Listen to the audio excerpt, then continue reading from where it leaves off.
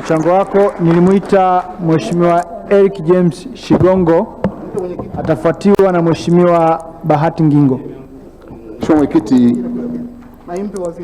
Mheshimiwa Mwenyekiti, kwanza naomba nianze kumshukuru sana Mwenyezi Mungu kunipa nafasi ya kusimama tena ndani ya bunge hili tukufu. Kipekee kabisa nimpongeze Rais wa Jamhuri ya Muungano wa Tanzania kwa kazi nzuri ambayo ameifanya. Mheshimiwa Mwenyekiti, msemo wa wazee wetu wa kale, mnyonge mnyongeni haki yake mpeni. Katika mambo ambayo Tanzania imefanya vizuri, katika mambo ambayo mimi natembea na kujivuna kila ninapokwenda, ni sekta ya utalii. Mheshimiwa Mwenyekiti, tumepanda, tumeenda kwa kasi, na hii ni kwa sababu ya kiongozi aliyeko mbele yetu. Amesimama mbele rais wetu, anatuongoza. Mheshimiwa Mwenyekiti, mapato yameongezeka. Nafuatilia Mheshimiwa Mwenyekiti mambo yanayofanyika katika nchi kwa hivi sasa. Watalii wameongezeka, mapato yameongezeka, pato la taifa, mchango wa utalii kwenye pato la taifa umefikia 17.2. Jirani zangu hapa, majirani zangu mnawafahamu, wana 7%, Rwanda wana 9%, Uganda wana 6.7%. Mheshimiwa Mwenyekiti, ni maendeleo makubwa sana. Siku zote nimeongea na nitarudia tena leo. Njia pekee ya kuisaidia Tanzania kama nchi kutoka kwenye umaskini ni kutumia maliasili ambazo Mungu alitupatia. Mchango wa sekta katika nchi hii uweze kuongezeka kwenye pato la taifa. Siku tukifanikiwa sekta zote za uchumi wa nchi hii zikachangia kwenye pato la taifa, Mheshimiwa Mwenyekiti, umaskini utaondoka. Na hii imeanza kuonekana kwenye utalii. Pato limeongezeka ndani ya miaka 3-4, tumetoka bilioni 1 mpaka bilioni 4, tunaelekea bilioni 5.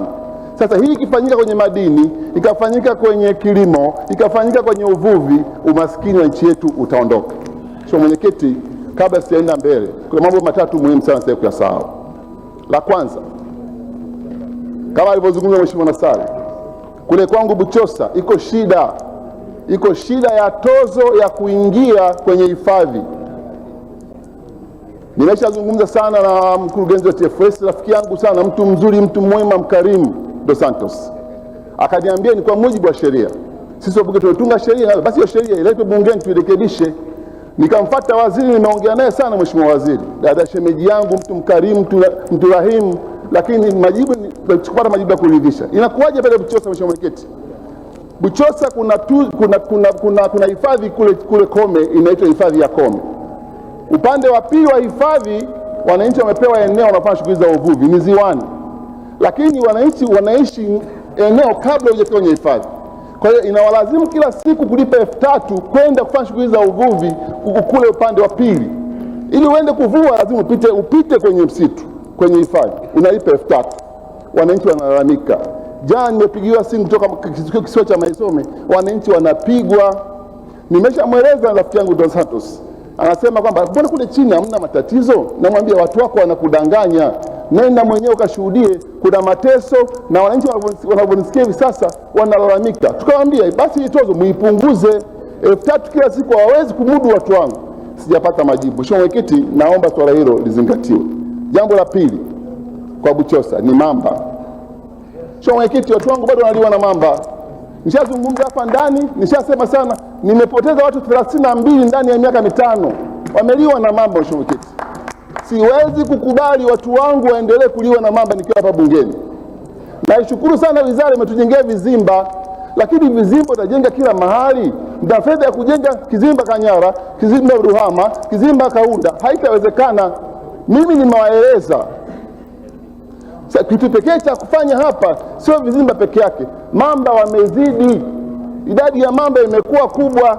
Sensa ya mamba mmefanya 1985. Nendeni mkawavune mamba wapungue. Watu wanaliwa, ukiwaeleza wanasema mamba wanalindwa na sheria ya kimataifa. Mheshimiwa Mwenyekiti, haki ya kuishi ni haki ya binadamu, ni haki ya kwanza. Nani aishi? Mamba au aishi binadamu? Aishi binadamu kwanza. Kwa hiyo ninachokiomba mimi ifanyike sensa afu mamba hawa wavunwe. Mheshimiwa Mwenyekiti, jambo la tatu, barabara ya lami inajengwa. Kakaangu Tabasamu yuko hapa. Tumepambana, tunajenga barabara ya lami toka Sengerema mpaka Nyeunge, baadaye Kahunda. Mheshimiwa Mwenyekiti, naomba pale Kahunda tufunguliwe geti kwa ajili ya kwenda kwenye hifadhi ya Rubondo, ili watalii watoke Mwanza waende mpaka Kahunda, wapite kwenye geti la Kahunda kwenda Rubondo, kilomita 50. Ni karibu zaidi. Hiyo itasaidia nchi yetu kupata watalii, lakini itasaidia halmashauri yangu. Mheshimiwa Mwenyekiti, la mwisho,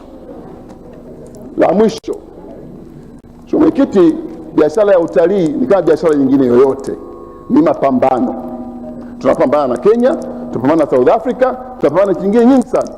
Naomba TTB iwe empowered, ipewe nguvu, ipewe fedha, na sio fedha peke yake, muwape fedha na baadaye muwape independence, freedom, ili waweze kufanya kazi kwa akili zao. Tuondoe political intervention. Tunawatafuta watu wazuri kabisa. Mheshimiwa Mwenyekiti, mimi nitakwambia ukweli, namwamini sana Mafuru.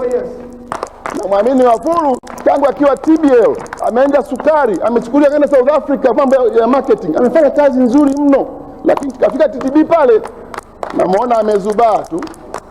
Mafuru, vipi basi, kuelewi? Ananiambia kaka, tunaendelea hivyo hivyo kimjini mjini. Mheshimiwa Mwenyekiti, wapeni fedha, wafanye kazi, wana uwezo na msiwaingilie. Na zaidi hayo, wainvest sana kwenye digital marketing. Marketing ya leo sio ya kubandika mabango. Watu wako kwenye mtandao. Mheshimiwa Mwenyekiti, nilikuwa nasoma hapa sasa hivi. Nimesema where to visit in Africa. Hapa tu nimekaa, nikakuta Serengeti haijatajwa kama destination ya kwanza. Kuna ujanja unafanyika. Mheshimiwa Mwenyekiti, dakika moja tu. Marketing ya kwenye mtandao sio tu kwamba inahitaji kupost. Kuna algorithm. Unapoposti ili uonekane wa kwanza pale juu kwenye Google, kuna vitu vinafanyika. TTB, nisikilizeni. Tafuteni watu wenye influence duniani, waposti mambo yenu. Tafuteni waandishi, websites, celebrities, influencers, ili hao watu wakikuposti leo, mtu akitaka kusafiri duniani, hata mwenyekiti wewe ukitaka kusafiri unaandikaje? Nataka kwenda Tanzania, nitembelee wapi? Majibu utakayoyapata kule ndio unakokwenda. Influence iko kwenye mtandao. Asante sana. Asante sana. Alitumia neno tunapambana, nadhani alitaka kusema tunashindana. Nadhani hatupambani na nchi nyingine, tunashindana. Tunaendelea waheshimiwa. Mtaa mzima unajua maisha ni mwendo wa chapchap.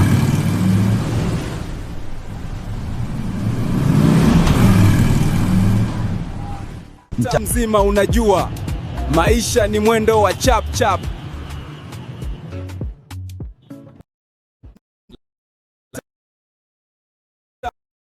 Lakini leo kuna sehemu matumaini yanakutana na suluhisho.